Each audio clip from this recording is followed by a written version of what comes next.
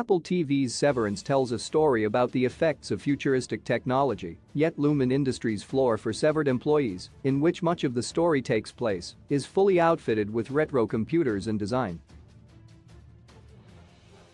The juxtaposition of retro design and advanced technologies that are yet to exist is a characteristic of retrofuturism, a creative movement that was born out of depictions of the distant future as imagined in earlier eras. Indeed, the mid-century look and feel of the severed floor is more than just an aesthetic choice. It serves to immerse the audience into the surreal and futuristic lives of the cast of Severance. Severance is focused on Lumon Industries' practice of bifurcating or splitting the memories of employees into two. The inner selves of severed employees work 9-5 within a retrofuturistic environment, complete with old-school computers and mid-century interior design. Meanwhile, their out-is have access to smartphones, the internet, and other modern accommodations. Despite this juxtaposition, Severance protagonist Mark Scott's Adam Scott driver's license shows that he was born in 1978 and that his license will expire in 2020, which means that the show is clearly set within modern times. Severance purposefully employs these visual cues in order to give viewers a glimpse into the confusing and sheltered lives of the severed, as well as their place in modern society. The visual language of retrofuturism explores tensions between the past and the future, a comparison of the empowering and alienating effects of advanced technologies, perfect for tackling the effects of the Lumon employees, memories being split between their personal and professional lives. By using retrofuturism, Severance sets the ideal stage for a workplace comedy with a uniquely surreal horror spin. Even though the show is clearly set in the present, this helps to establish that the characters exist within a futuristic dystopian society, allowing Severance to more easily drive home its social commentary against the horrors of emerging hypercapitalism in the real world. Lumon's retrofuturism is meant to comfort employees within the reality of Severance. The design also serves a practical purpose. The mid-century aesthetics throughout the severed floor is meant to provide severed employees with a workplace that radiates warmth, comfort, and nostalgia. This makes it easier for severed employees to accept their new lives, the entirety of which will be spent within Lumon Industries' basement.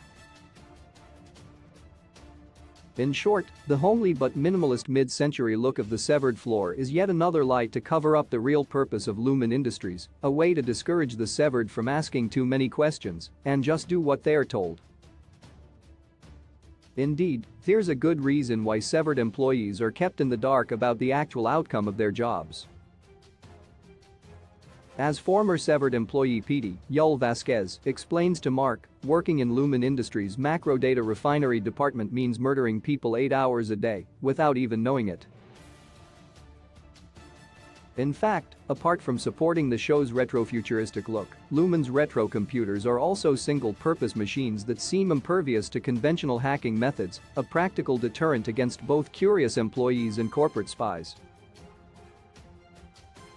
Lumon Industries shares this retrofuturistic space-age 1950s aesthetic with Locus Time Variance Authority, the Fallout series Vault Tech Corporation, and many other fictional institutions that hide sinister purposes behind friendly, colorful branding.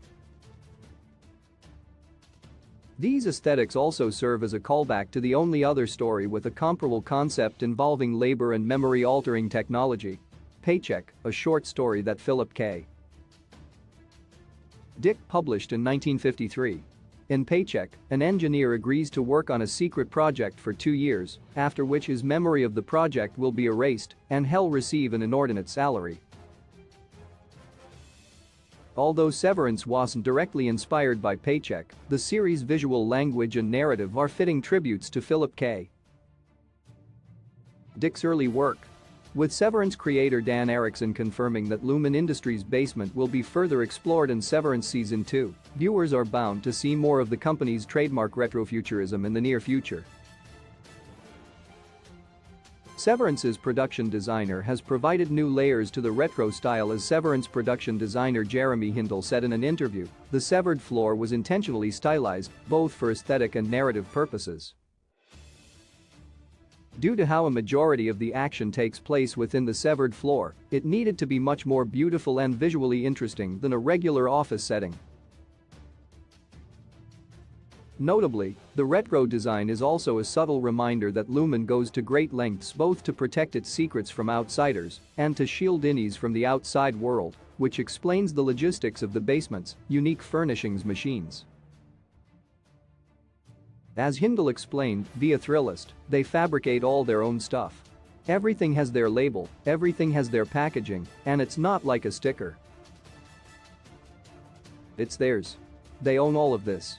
Indeed, just like the severed floor break room, the wellness center, or the paintings put up by Optics and Design, even the basement's gorgeous aesthetic is a reminder that everything inside the severed floor, including the employees, are proprietary assets of Lumon Industries.